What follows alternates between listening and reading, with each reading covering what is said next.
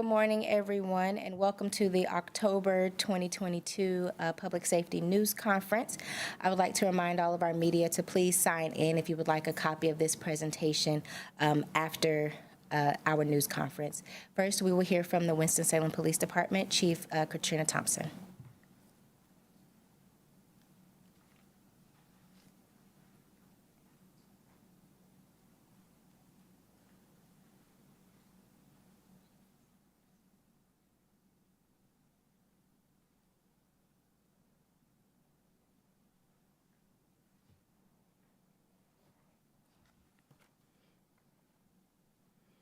Good morning. I am Police Chief Katrina Thompson, and on behalf of the women and men of the Winston-Salem Police Department, we'd like to welcome you to the October 2022 Public Safety News Conference. First, please join me in honoring our fallen officers since our last Public Safety News Conference who paid the ultimate sacrifice. Patrolman Thomas Garland Anderson, end of watch, Monday, August 15th, 1927, cause of death, motorcycle accident. Patrolman Anderson was involved in a motorcycle accident at 11th Street and Highland Avenue while responding to a vehicle accident on August 11th, 1927. He died from his injuries on August 15th. Patrolman Al Charles Kennard, end of watch, Saturday, September 9th, 1961. Cause of death, motorcycle accident.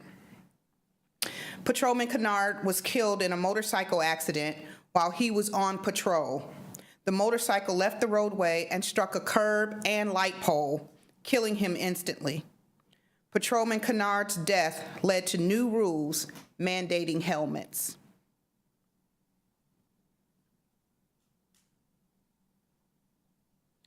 Sergeant Mickey Gray Hutchins, end of watch, Monday, October 12th, 2009.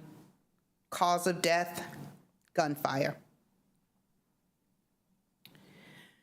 13 years ago today, Sergeant Hutchins was shot outside of a local restaurant after he responded to a call reporting of a disturbance. The restaurant manager reported that her ex-husband, who had outstanding warrants for his arrest, was at the restaurant and would not leave. The suspect fled from officers and then opened fire at close range when confronted. The suspect shot Sergeant Hutchins in the head, and he also shot Officer Daniel Clark in the head and chest before being fatally wounded. Both officers were transported to Wake Forest University Baptist Medical Center. Officer Clark survived his injuries and was released from the hospital. Days later, despite all efforts by medical staff, Sergeant Hutchins died from his injuries. Sergeant Mickey Hutchins was a 27-year veteran of the Winston-Salem Police Department. This morning, we held a fallen officer ceremony to honor Sergeant Hutchins' service. Now, please join me in a moment of silence to honor these officers, as well as all the women and men across our country who paid the ultimate sacrifice.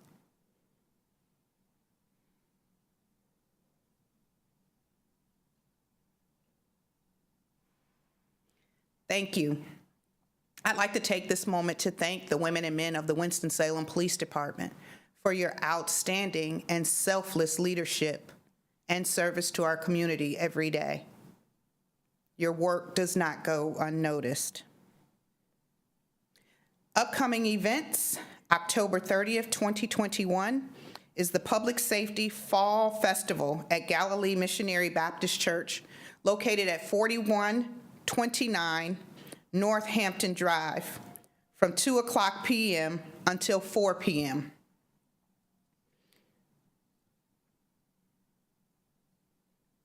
October is Domestic Violence Awareness Month. Our Victim Assistance Unit has been working with our partner agencies to honor and remember victims and survivors. Tomorrow, October 13th, The Remember Me Candlelight Vigil hosted by the Winston-Salem Police Department and Eliza's Helping Hands will be held from 6:30 to 7:00 p.m. at the Winston Mutual Building parking lot that's located at 1225 East 5th Street. We will now hear from Lieutenant M.K. Allen and Ms. Briaja Wynn, who will provide more information about our Victims Assistance Unit. They will then be followed by Captain Amy Galden, who will give an update on our ShotSpotter, and also Detective M. Barker, who will present an update on rental scams.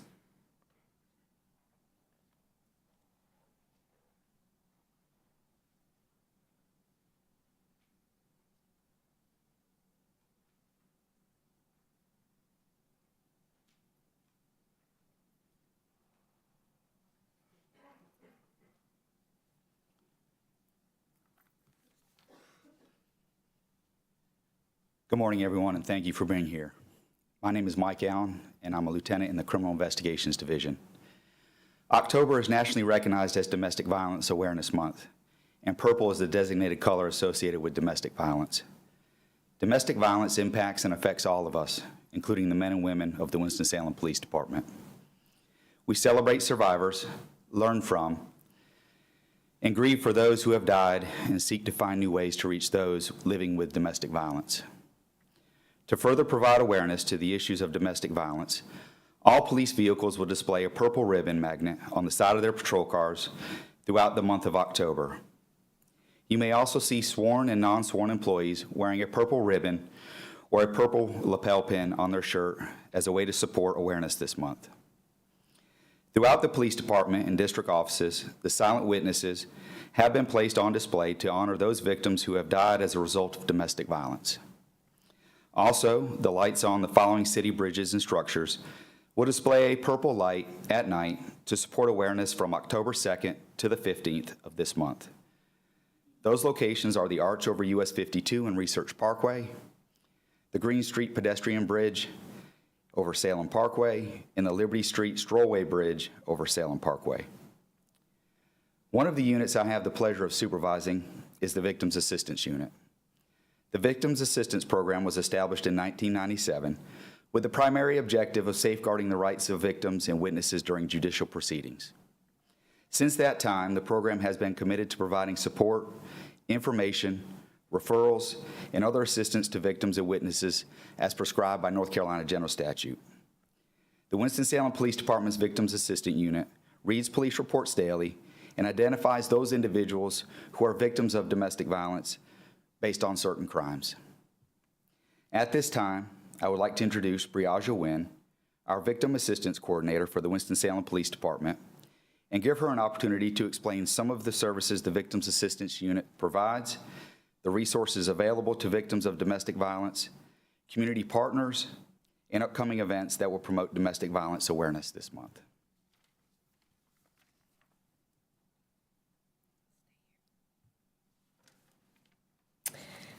Thank you, Chief Thompson and Lieutenant Allen.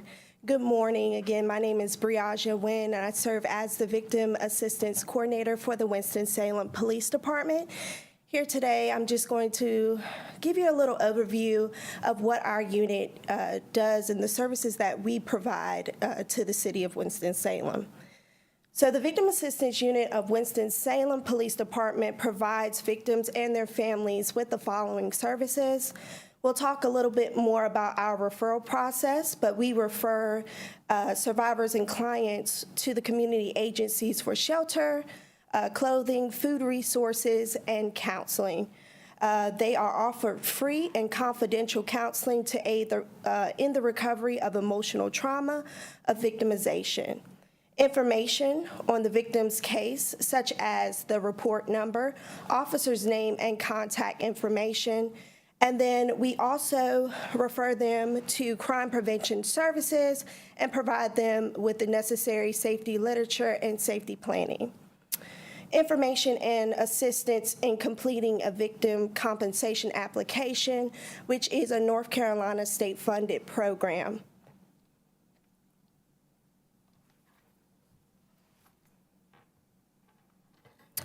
So the VAU partners with numerous organizations within the community to provide victim services and resources. Some of the agencies that we partner with are Family Services Incorporated, Eliza's Helping Hands, the Parenting Path, and our Family Justice Center known as Bridges to Hope.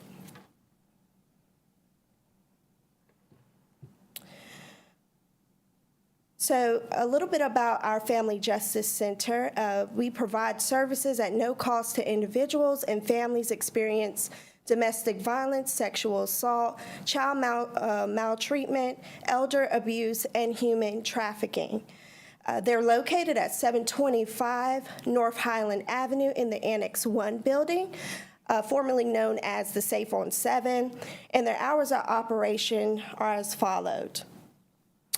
We refer our clients for 50B information, also different resources, and here the Family Justice Center, known as Bridges to Hope, serves as the one-stop shop for clients to go and get resources. We're really pleased to be a part of the family justice community, and we are one of over 100 family justice centers in the United States. To talk a little bit about Domestic Violence Awareness Month and our upcoming events that Chief Thomas has mentioned, we will be hosting our Remember Me Candlelight Vigil tomorrow, the 13th at 6:30. And also, please join us October 17th for the Mayor Proclamation, where he will highlight Domestic Violence Awareness Month. Thank you. For further assistance, our contact information is below, and you can also refer to our website at wspd.org for additional resources and information. Thank you.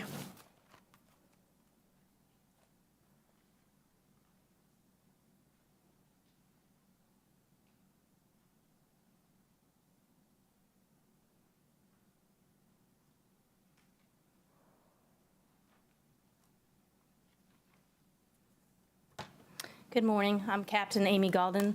I currently serve as a Criminal Investigations Division Commander and have also served as a Program Manager for ShotSpotter since its implementation. Just a quick review, too, of how we got to ShotSpotter implementation is ShotSpotter for us was funded by a Crime Gun Intelligence Center grant, or what we refer to as a CJIT grant, which is a 3-year grant, and again, we implemented it in 2021. So what is ShotSpotter? Just a quick review so everybody's familiar with the technology. It's data-driven, precision-based policing that we utilize to provide our services to the community.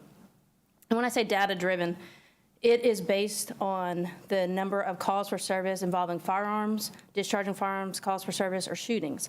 And that's how we determined our 3-square-mile coverage area that we originally implemented. It basically sends officers to the right location, gets them there faster, and gives them safety information so they know what kind of situation they're responding into, such as number of rounds fired, the type of firearm, if it's a fully automatic weapon, things of that nature. In addition, it also helps us locate evidence when we respond to these scenes and identify victims and witnesses that are on the scene that are important to our investigation.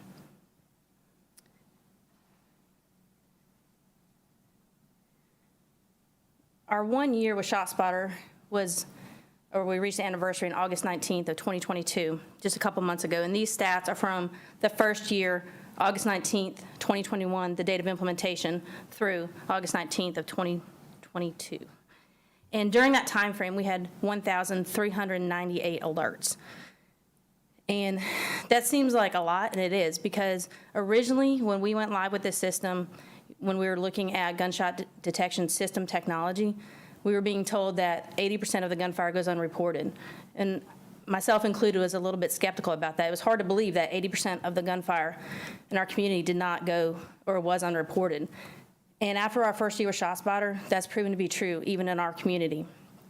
So when we looked at the data for the first year, 78% of these alerts did not have a corresponding 911 call for service, and only 22% of the alerts did. So, one, I would like to thank those citizens who are calling in and reporting those incidents of gunfire in their community, because that helps us keep them safe. Another statistic I wanted to share was that our shell casings recovered at these incidents has also increased at 3,678 shell casings during that 1-year time frame.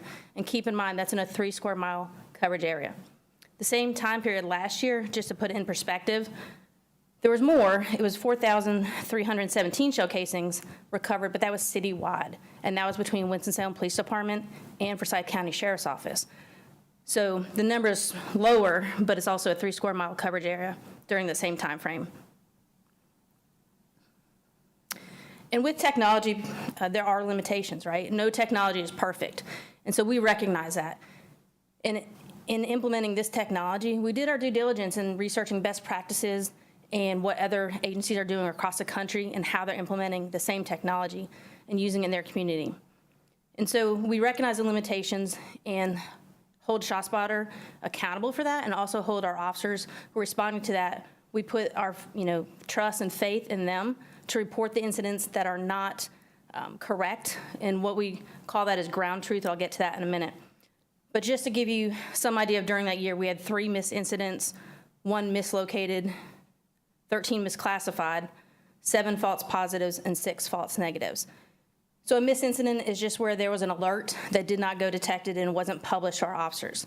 A mislocated is one that is not within the 25 meters or 82 feet circle or diameter that ShotSpotter provides to our responding officers. Misclassified may include those that are other loud noises, such as maybe a truck backfiring or fireworks or something like that. False positives, again, similar thing, in where it may be fireworks or backfire or another loud noise that trigger the acoustic sensors. And false negatives are where it basically did not turn out to be gunfire, and the officers that responded to the scene, based on their investigation, were able to determine that it was indeed not gunfire. More importantly, there's also 47 firearms recovered during that year time frame. So I just wanted to emphasize that, because that's 47 firearms we took off the streets to keep our community safer due to having the ShotSpotter technology and having that information. There was a total of 55 ShotSpotter alerts where there was a victim, and then I put in there too 27 total victims, because those ShotSpotter alerts may have been multiple alerts associated with the same incident. So if there's a series of gunfire, for instance, there was 3 rounds fired, a time lapse of, say, a minute or so, another couple rounds fired. They may be the same incident, so that's why there's 27 total victims associated with those alerts. And most important, there was 2 lives saved during that year due to ShotSpotter alerts. And I can't emphasize that enough.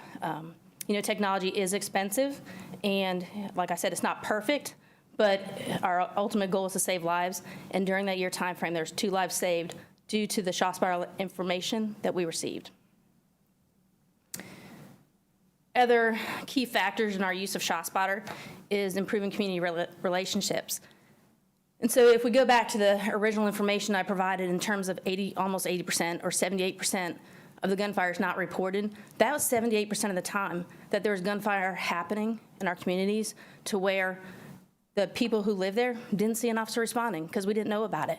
And so with that, we now are responding to more of that crime, and the police are there on scene, and the community members now know if there's gunfire in that area, officers are coming. Officers are going to be there. They can feel safer, less afraid. And then also the people doing the violence or committing the crime of discharging a firearm in the city limits, they know we're coming too. So ultimately, the ShotSpotter success really depends on how the system is implemented and how it's used.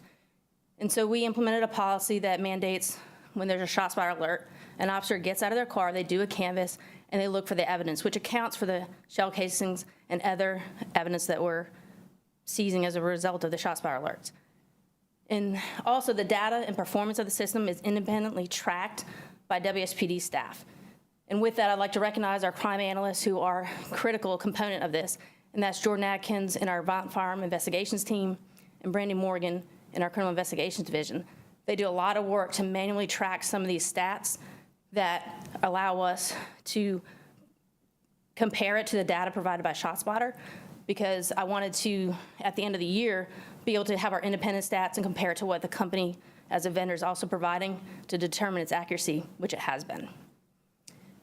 I referenced ground truth earlier, and so with those incidents that we said may show some imperfections in the system, ground truth is reports by WSPD officers actually responding to those incidents that we then provide back to ShotSpotter. And in doing so, that helps us correct the system, keep our records accurate, and ultimately improve the system.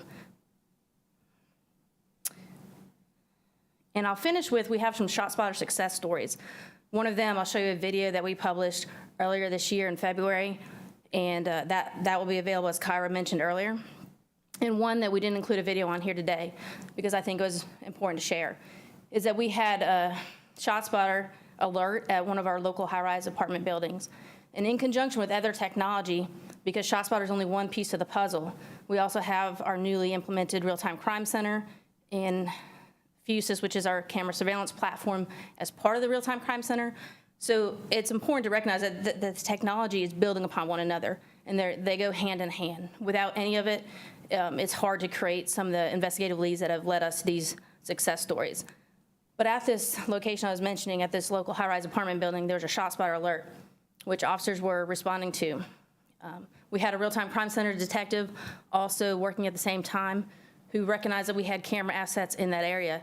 So he went to the camera assets in that area and was able to see the actual incident occur and recognize that one of the suspects there was indeed armed with a firearm. So as officers are responding, the suspect in that incident goes inside the apartment building. And at that time, the officers who entered the apartment building to look for the suspect, they had arrived. They look at some internal camera assets that the building had. They realize that the suspect had gotten on an elevator. So then goes back to the real-time crime center detective working hand in hand with these officers on the street to recognize that now the suspect was on the 7th floor. So he tells the officers this information. He gives a description to the officers. The officers get on the elevator. They realize that the officers are getting off at the same time the suspect is then at the elevator as it opens, and they engage the suspect at the time. So this is important because the officers were able to confront that suspect, who we know was armed, with the knowledge and information that he was indeed armed, had just discharged his weapon. No one was injured during the incident, and later when that subject was arrested, he actually told the officers, "I had intended to shoot you," and he had one round in the chamber.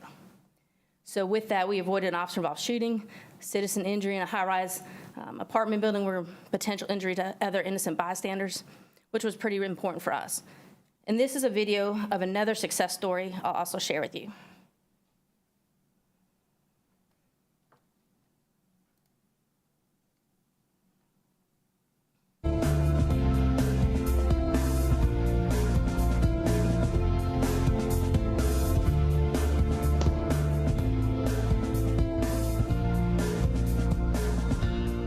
ShotSpotter is a gunshot detection system that utilizes acoustic speakers and GPS to notify law enforcement when gunfire occurs.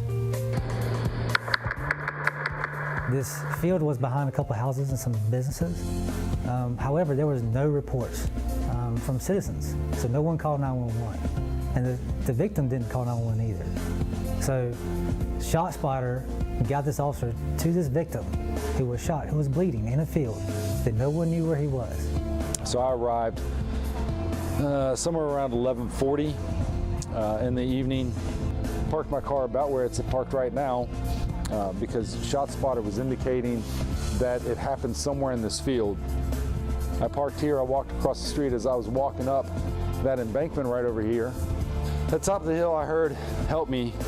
I saw an individual laying over here in the field. I couldn't tell at that point if he was a shooting victim or if he just needed something else. As I came over, pretty much in this pathway was where he was laying. Noticed that he was covered in blood from about his waist to his knees. I couldn't tell where his injuries were at the time, so I was trying to notify KLS, "Hey, come in off of Glenn. I'm in the field." Sergeant Thompson and I think Corporal Leach were the first two officers that arrived. Once they did, they were able to hold him down, and I applied a tourniquet. We called EMS. EMS showed up. They did their thing and took the gentleman to the hospital. He had no way of contacting law enforcement for help. So through this technology, that man's life was saved. The 82-foot diameter circle that was showing, this was about the pinpoint of that area. Here in our city, our notification, so basically 25% of the time, someone calls 911 when they hear a gunshot. So 75% of the time, that is not getting reported to law enforcement. So you could potentially have victims, right, who are victims of violence that we're not aware of until they show up at the hospital. So with this technology, we're capturing that information. We're capturing the sounds of violence, i.e. the gunshots, and we're able to respond to those areas and provide aid and investigate.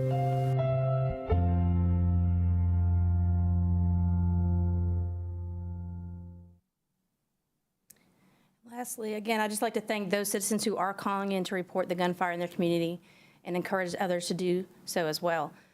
Basically, it's important for us to work hand in hand with them and remember that ShotSpotter is just one component or one piece of the puzzle in our violent crime reduction strategy.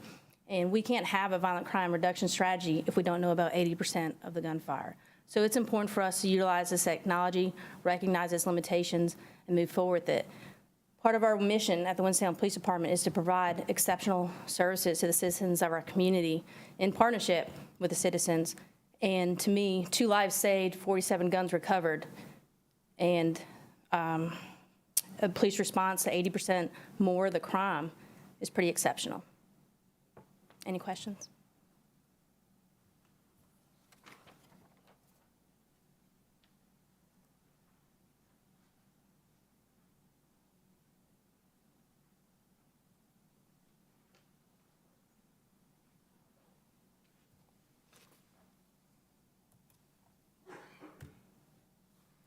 Good morning. I'm Detective Mark Barker with the Financial Crimes Unit in our Criminal Investigations Division. I want to take a minute to talk to you about rental scams. So fraud affects our citizens daily, and it's not just our citizens, it's across the nation. But specifically, rental scams have ebbed and flowed in the time that I've been in the unit. And the typical scam that we see normally starts on a social media platform. That may be either Facebook or Craigslist, something to that effect, where it encourages a citizen to reach out to the person because they're renting a property. Typically that moves into some kind of what appears to be maybe a formal rental contract. Typically that may be email. There may be a few text messages and phone calls between the people, and eventually somebody will come out and take a look at the house. The normal scams that we're seeing right now, the person will not be able to actually meet the individual who's interested in renting the property. There's normally some excuse. They've either had some tragic incident, or a vehicle breakdown, something to that effect. But they allow them to, walk around the property. Sometimes individuals are able to see the property. Most of the time, they're able to walk around the outside of the property, and then that's when they enter the contract. That normally transitions into some kind of payment via either Venmo or Cash App or one of the other electronic currency apps. And it takes normally a little bit of time for the citizen to realize that they've been scammed. Several of the incidents that we've had have actually involved people moving into the house, being provided access in one shape or another to the house, and living in the house for a period of anywhere from a couple of days to maybe even a few months before the actual owner figures it out that the house is being occupied, and then that's normally where we get contacted, and then we have to figure out, are they trespassing or what's going on. Some things to think about and ways to prevent these scams. Conduct some of your own research. The internet's a wonderful thing as far as being able to look at social media and things to that effect. Many times you can find some of these homes have either been listed at one point in time before on Zillow or the other home buying and selling internet platforms. Many times you can see that those photographs are the same photographs that were posted on Facebook or Craigslist. And then, if you are checking, let's say Zillow, for example, you can tell that that house is no longer on the market. It may have just been sold. Maybe there was a transition period, and that's why that house is vacant at the time. Be cautious of individuals who provide excuses and will not meet with you in person. It is the time frame of COVID, so we've gotten used to not having face-to-face interactions, but that's something to think about. That should be a red flag. Each of these things on their own may not necessarily mean that it's a scam, but when you start putting all the pieces together, if it sounds too good to be true, it probably is. There's other things that you can do to check that property. A general internet search for that property to include the Register of Deeds office to figure out, potentially who actually owns that property. That is public record. You can research online on the Register of Deeds website, and also tax records. There are typically tax bills and things like that that show who the property owner is. So do your due diligence. And investigate your own a little bit before you start sending money and signing contracts.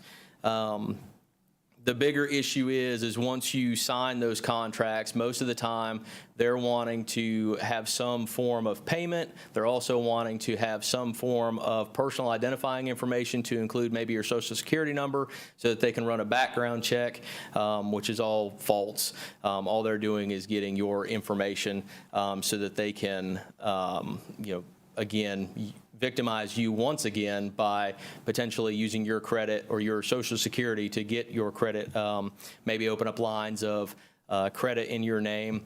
So one of the things that I always recommend is at any point in time, it's always a good idea personally to check your credit, run your credit history. And my suggestion would be is if you don't have any reason to get a line of credit, you can freeze your credit. It's free. You can do that anytime. Just remember that if you are going to maybe say finance a roof or something to that effect, unfreeze it for the time period that you need it and then refreeze it. That helps you prevent being a victim in the future.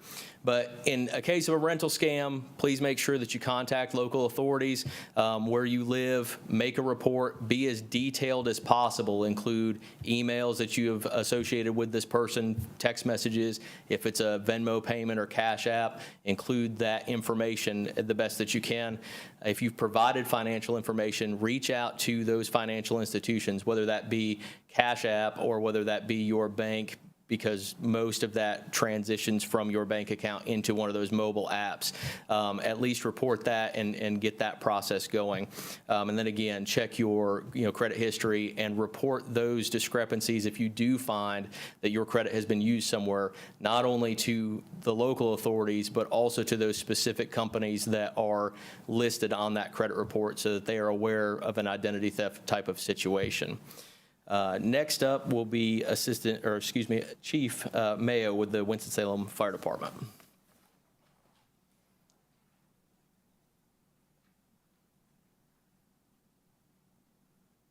Thank you and good morning. I'm Trey Mayo. I'm the Fire Chief for the City of Winston-Salem. I also would like to welcome you to the October 2022 Public Safety News Conference. October is Fire Prevention Month, and more specifically, we are in the midst of Fire Prevention Week. Fire Prevention Week occurs during the week that contains October 9th. October 9th is the primary day that the Great Chicago Fire of 1871 burned. Interestingly, America's largest loss of life fire occurred on October 8th, 1871. And it occurred in rural northern Wisconsin. It is referred to as the Peshtigo wildfire, and we don't even know how many Americans died in that fire. The estimates are somewhere between 1,500 and 2,500. I bring up that piece of history to say you don't have to live in Chicago or Philadelphia or Los Angeles or New York to die in a fire. Places like West Warwick, Rhode Island, and Southgate, Kentucky, and Hamlet, North Carolina have had large loss of life fires. Here in Winston-Salem, we lost 3 people in fires over about a 60-hour period the last week of September, and we have set a record this year for the number of Winston-Salem residents who have died in fires at 6, and we're still just about 2 weeks into the 4th quarter of the year. That, unfortunately, is following a national trend. Since the 70s, the number of fires in America has gone down about 2 or 3% a year, and that trend continues. And from about 1970 to 2010, the number of Americans dying in fires in America went down 2 or 3% a year in relation to the reduction in the number of fires. And although that number of fires has gone, for the 10-year period ending 2019, the number of fires in America was again down 2 or 3%. However, the number of Americans who died in fires in that 10-year period was up almost 25%. And that should get everybody's attention. The reason that is happening is because homes have gotten larger. Our homes today are about 1,000 square feet larger than our grandparents' homes. Homes have more open floor plans, which contributes to more rapid fire growth and fire spread throughout the home. There has been a lack of will at all levels of government to adopt residential fire sprinkler legislation. And the way that homes are built today, beginning in the mid-90s, homes today mostly are built with what is called in the industry engineered lightweight construction. They do not hold up very well under fire conditions. In 1970, you had about 17 minutes to escape a fire in a typical residential house. Today, that number is 3 minutes. And 3 minutes is not a lot of time when you're in an upstairs bedroom at 2 o'clock in the morning and the fire starts downstairs in the kitchen and is filling up your home with heat and smoke, and you're trying to gather your loved ones and make your way downstairs to an on-grade level window or door to escape the fire. So I just want to bring that to everybody's attention. Again, because we've had those recent fire deaths in Winston-Salem, this is Fire Prevention Week. It all just it came together. I'm going to turn it over now to Ms. Teresa Knox, our risk reduction specialist. She's going to talk further about Fire Prevention Week and activities and the national campaign from the National Fire Protection Association and the U.S. Fire Administration, and she'll be followed by Tabitha Childress, who is our community relations specialist, who is going to talk about an effort the fire department has undertaken to assist residents in helping fire, law enforcement, and EMS find their address more easily from the street. Teresa.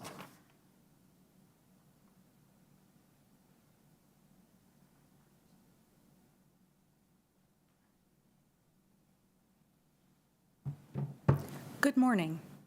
I am Winston-Salem Fire Department's Risk Reduction Specialist, Teresa Knox. And this is Fire Prevention Week 2022. Fire departments across the nation, including Winston-Salem Fire Department, are out and about in their communities, providing simple but important steps that you can take to keep yourself safe and those around you safe in the event of a home fire. This year's campaign theme is Fire Won't Wait, Plan Your Escape. Fire will not wait. Fire is fast. Mere seconds can make the difference between a safe escape and a tragedy. That is why this year's theme is not just for school children. Everyone needs to know, needs to plan, needs to practice how to get out of their home if there is a fire.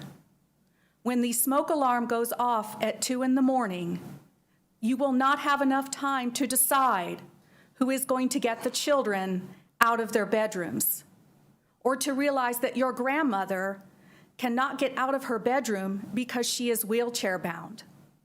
Or perhaps you have someone in your home who is on the autism spectrum and becomes easily dysregulated when they hear the sound of the smoke alarm. So let's talk about some points when it comes to planning and preparing your home fire escape plan. We recommend that you practice it both during the day and during the nighttime. That an adult activate that smoke alarm to make certain that everyone in that home will wake up to the sound of that smoke alarm. That's very important. You may have someone who sleeps straight through it. You may have someone who is hearing impaired, or as I mentioned, you may have someone on the autism spectrum who becomes dysregulated. These are things that you need to know so that you can plan your home fire escape plan accordingly. You also need to talk about how you're going to get everyone outside and make those plans around their abilities. Different homes are going to have different plans. If you live in an apartment on the 6th floor of a high-rise building, your plan is going to be different than a family who lives in a single-story ranch house. As I stood up to come to the podium, I set my timer for 3 minutes. As Chief Mayo mentioned, we have 3 minutes to get out of our house. That was 3 minutes. That's it. That's all you have. So let's get together, let's sit down and talk about our plan and practice it. Part of your plan is to know 2 ways out of every room in your home. A key note here, a very important note, is that typically one of those ways out is going to be a window. Windows get painted, and when they get painted shut. The time to figure out that your window in your bedroom is painted shut, or your child's window is painted shut, is not when there is a fire in your home. So when you are practicing, you want to make certain that you can open those windows, that there are no obstructions to your second way out. Do you need to move furniture? Do you need to rearrange things? If you get out of your bed at 2 a.m., can you walk in the dark, if there's no smoke, to the front door and get out without tripping over something? Perhaps you need to put a flashlight beside your bed. And last, but certainly not least, we want you to have a meeting place outside, a place that everyone in the home knows that they are to go. When you get there, you can call 911 or go to a neighbor's home and call 911. One of the questions that you will be asked is everyone out? If you are able to say yes, then when we are en route as a fire department, our plan will be fighting the fire. If you're able to say no, then we know that when we get there, we are going to have to do search and rescue. For more information, additional education and information, please visit our website, cityofwsfire.org. Thank you, and stay safe, Winston-Salem.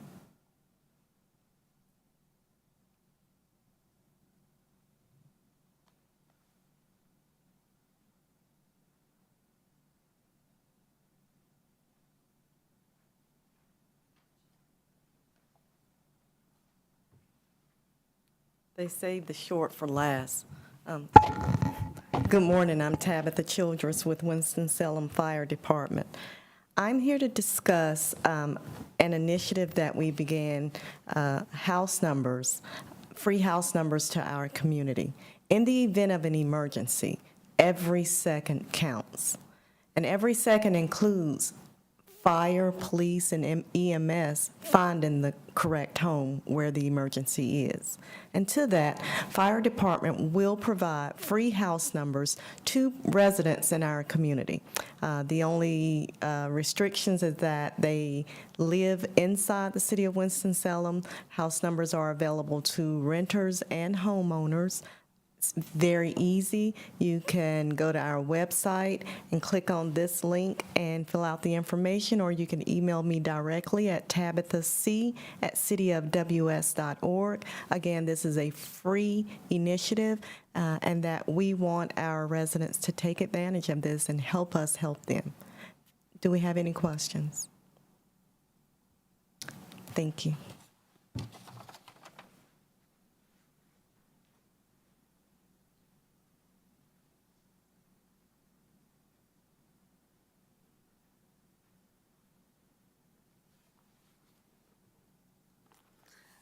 Good morning, everyone.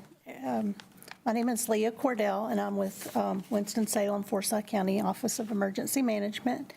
And today, I'm here to talk about getting prepared for winter weather. None of us wants to think about winter weather right now with the pretty colors, the fall colors and the pumpkin spice lattes, but winter, the first official day of winter is 70 days away, I believe. So it very well we may get snow and winter weather before the mid part of December. So we want to make sure that you and your family are ready. So don't wait until bad weather hits until you start thinking about, is your family ready? There are many things that you can do to your homes to make sure that you are prepared for bad weather. So don't fall behind on home maintenance.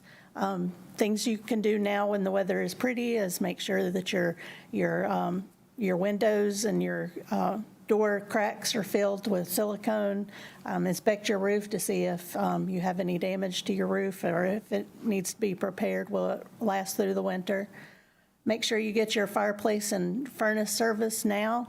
Don't wait until it's 10 below zero before you decide to think about that. And trim back any trees that you might have right now, because down trees cause power line outages a lot during the winter time. Other home maintenance, you can make sure you've checked your smoke and your carbon monoxide detectors. Make sure your generators are installed and in working condition. Don't forget to cut off your outdoor faucets and cover them. Service all your vehicles for winter. Make sure they're filled with the proper fluids, etc. Anytime it gets cold outside, make sure that you're not putting your generator or burning a charcoal grill or anything indoors that can be dangerous and can produce carbon monoxide if improperly used. Winter weather safety, make sure that if you don't have to go out during winter weather, when the roads are icy and snowy, make sure you stay at home. If you have to go out, slow down. Make sure you buckle up your seatbelt. Decrease your following distance. Know the roads that you're going to. Leave early and make sure that you're prepared for anything. Make sure that you have things in your car such as jumper cables and ice melt or kitty litter for traction, first aid kits and ice scrapers, food, water, and extra blankets just in case you get stranded on the side of the road. Three things that we talk about in emergency management is to create a plan, build a kit, and stay informed. So make sure you have a communications plan for you and your family. As the fire department mentioned, make sure you have a route outside of your neighborhood, directly out in case you have to exit your house immediately.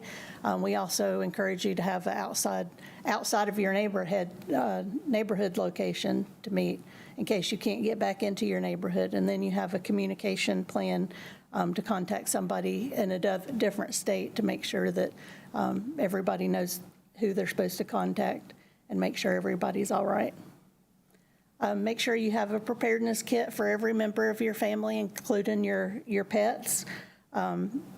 These things would be things such as food and water and different things that you could keep yourself surviving for 3 to 7 days.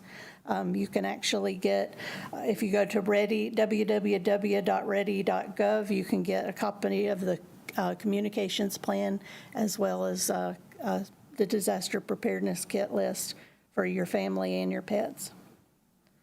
Also stay informed, make sure you're following reputable news organizations. You can also go on Forsyth County government website as well as the City of Winston-Salem's notification system. Make sure you're registered for any type of emergency notifications throughout the city.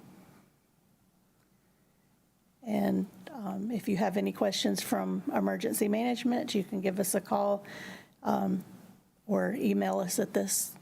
Does anybody have any questions? And this concludes the October 2022 Public Safety Media Briefing.